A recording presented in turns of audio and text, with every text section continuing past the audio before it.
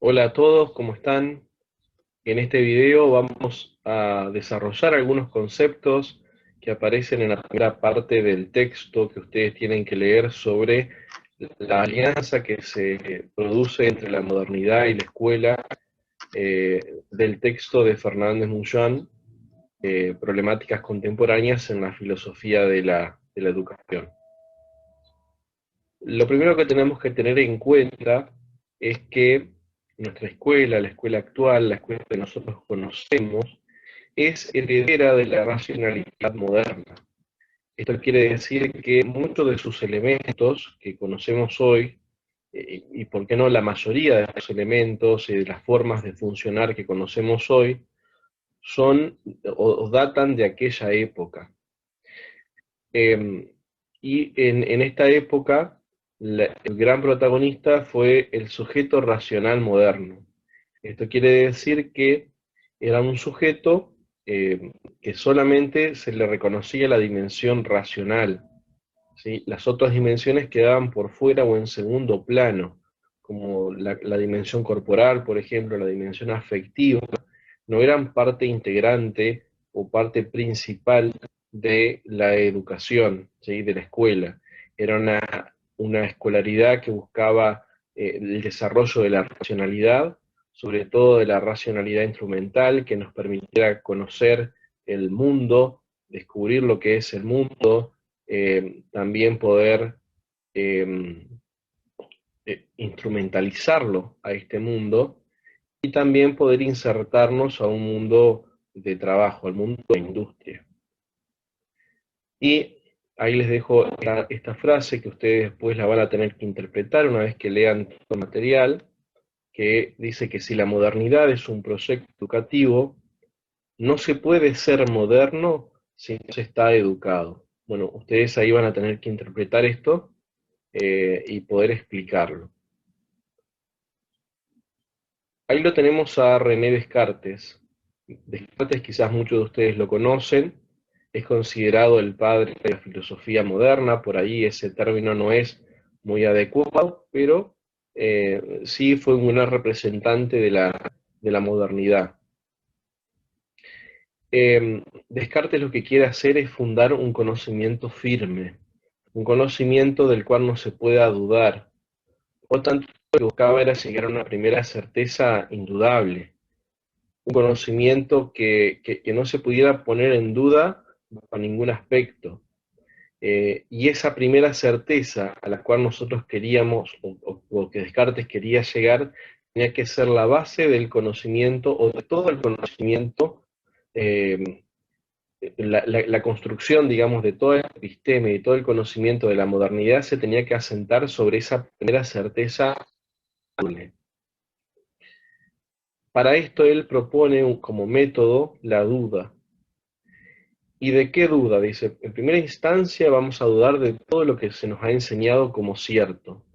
Entonces acá todo lo que tenía que ver con la educación, lo que tenía que ver con los conceptos recibidos, los que nos enseñaron o nos explicaron nuestros maestros, dice, todo lo que hemos aprendido también de la época medieval, antigua, todo lo tenemos que poner en duda. Tenemos que construir un conocimiento nuevo y para esto nosotros tenemos que desechar todos los conocimientos que no sean firmes, que no estén cimentados en la racionalidad. Por eso, todo aquel conocimiento que alguna vez me engañó o me generó la menor duda y no la pude salvar, todo ese conocimiento lo tengo que poner entre paréntesis. No es que simplemente, digamos, dejarlo de lado, sino lo ponemos entre paréntesis porque no nos ayuda a llegar a esa primera certeza indudable. Después Descartes volvería sobre esos conocimientos, pero a partir de haberse encontrado con la primera certeza indudable. Entonces, para poder seguir ese camino, porque decíamos que él utiliza esa duda como método, comienza aplicando la duda en diferentes niveles. Primero, debemos dudar de los sentidos, de todo el conocimiento que proviene de los sentidos. ¿Por qué? Y ahí tomemos este ejemplo, ¿sí? Tenemos un vaso que lo llenamos de agua, ponemos un lápiz y ese lápiz aparece quebrado, ¿sí? Sin embargo, lo sacamos del agua y ese lápiz no está quebrado. Entonces, ¿qué es lo que pasó ahí? Mis sentidos me están engañando, ¿sí? Lo mismo que si nosotros vamos manejando por la ruta y parece que vemos así al final que hay agua, pero nos acercamos y nunca llegamos a esa agua. Entonces, quiere decir, o sea, ahí se produce una ilusión, ¿no? Eh, pero quiere decir que los sentidos me están engañando. Y si los sentidos me engañaron una vez, ¿quién me asegura que los sentidos no me están engañando constantemente? Entonces, Descartes dice, bueno, todo el conocimiento que proviene por los sentidos es dudoso, por lo tanto no nos sirve para llegar a la primera certeza indudable. ¿Sí? Bien, después dice, vamos a poner en duda lo que tiene que ver con la vigilia y con el sueño. Y ahí tenemos la imagen de un niño que está soñando, y está soñando que está jugando. ¿Y cómo sabemos cuál es el momento de la vigilia y cuál es el momento del sueño? Cuando nos despertamos. Sabemos que un sueño fue un sueño cuando nos despertamos. Entonces el niño ahí está soñando que está jugando. Y la vivencia que tiene de eso es que realmente está jugando. Después se va a despertar y se va a dar cuenta que ese juego fue un sueño. Entonces dice, bueno, a veces los sueños son tan intensos que parece que son la realidad. Nos damos cuenta que fue un sueño cuando nos despertamos. Entonces, ¿quién nos asegura que en este momento nosotros no estamos teniendo un sueño que estamos explicando a Descartes y que en un momento nos vamos a despertar? Entonces también, dice, dejamos de lado todo lo que tenga que ver con la vigilia y con el sueño.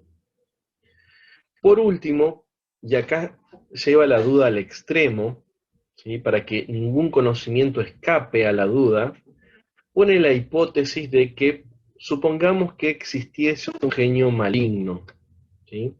Él no considera que exista este genio maligno en realidad, sino que dice, bueno, vamos a suponer, para poner en duda todos nuestros conocimientos, que este genio maligno existe y que tiene por objetivo hacerme dudar de todos los conocimientos que yo tengo. ¿Sí? Entonces, me está haciendo dudar constantemente. Eso sería como la función de ese genio maligno. Entonces, ahí entonces dice Descartes, me quedo en una encrucijada. ¿Cómo salgo de esto? ¿Cómo llego a la primera certeza indudable? Veamos a ver qué es lo que dice. Entonces, Descartes dice, bueno, hay algo que siempre resulta inconmovible. O sea que hay algo que nunca vamos a poder poner en duda. ¿Qué es esto que nosotros no vamos a poder poner en duda? Y ya dice, acá llegamos a la primera certeza indudable, que dudo, que pienso y que existo. Entonces, ¿por qué esto resulta inconmovible? ¿Por qué es indudable esto? Porque él dice, yo dudo, ¿sí? No puedo dudar de que estoy dudando, porque sigo ejerciendo la duda, sigo dudando. Y dudar es una función de pensamiento.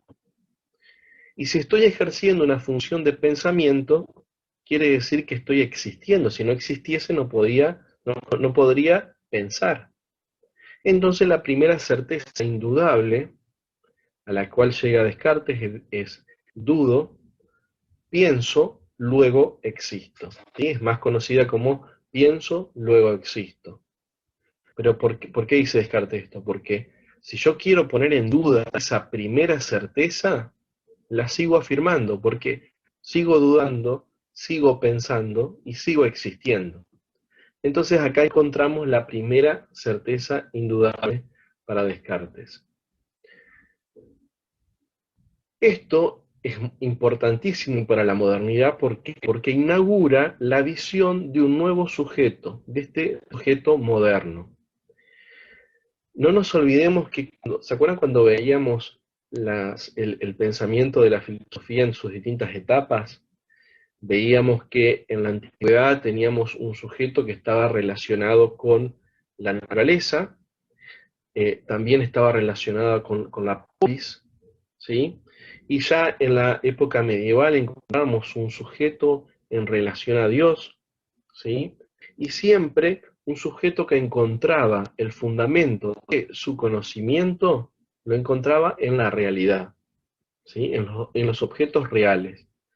Acá la inauguración de este nuevo sujeto moderno, vamos a decir que es un sujeto racional, un sujeto pensante, ¿sí? Y acá está esta cuestión de por qué decíamos que solamente se hace mención de una dimensión del hombre, porque es un sujeto pensante que tiene un cuerpo, ¿sí? Entonces el cuerpo va a venir a ser como aquella parte que nosotros tenemos que dominar, porque es lo que nos acerca a la humanidad, tenemos que dominarlo para desplegar nuestra capacidad racional, ¿sí? Entonces, este nuevo sujeto moderno que es el fundamento de todo el conocimiento. Y el conocimiento es meramente racional. Todo lo que no sea racional es tomado como así, como en segundo plano, ¿sí? Lo principal acá es el conocimiento racional. El conocimiento racional que es a través de la filosofía, de las matemáticas o de las ciencias naturales, ¿sí? Entonces esta razón, dice, la poseemos todos los seres humanos, ¿sí? Y esta razón, dice, no todos sabemos usarla. Entonces hay quienes saben usarla, otros no saben usarla, por lo tanto, ¿qué hay que hacer? Hay que educar para que se pueda usar esa racionalidad.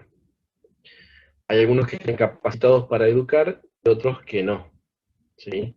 Entonces, como hay que educarla, esta racionalidad es universal, todos la poseemos.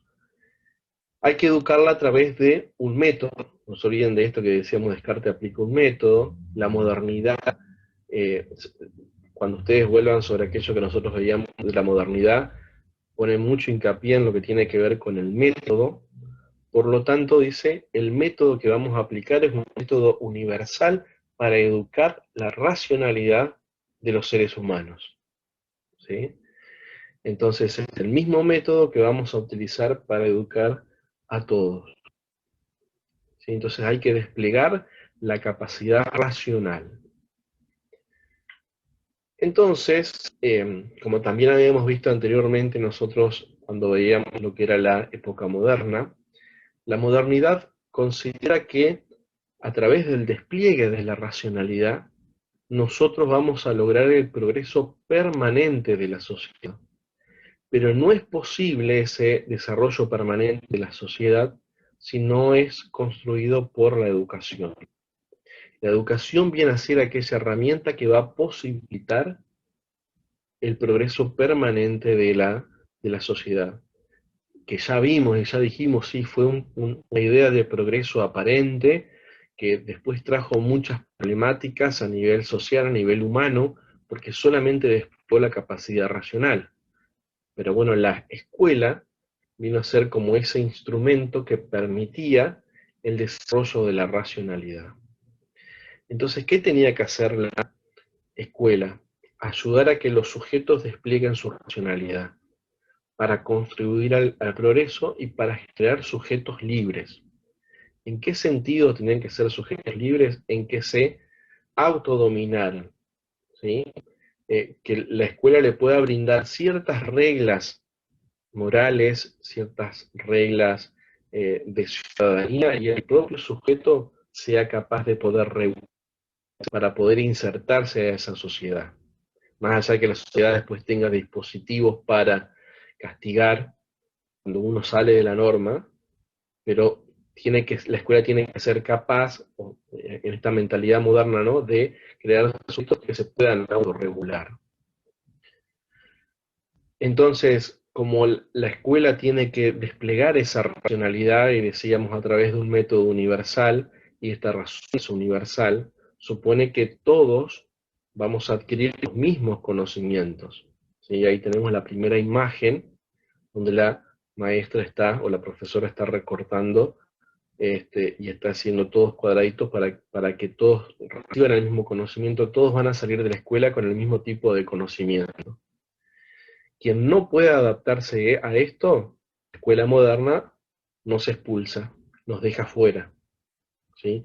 Todo lo que no caiga dentro de esa racionalidad, dentro de lo que es la normalidad, esta escuela moderna lo expulsa, lo deja fuera, lo margina, ¿sí? Entonces hay que adaptarse a ese modelo. Pero no olvidemos que estamos hablando solamente del modelo racional, ¿sí? Fijémonos en la otra imagen, están todos dibujando una hoja, ¿sí?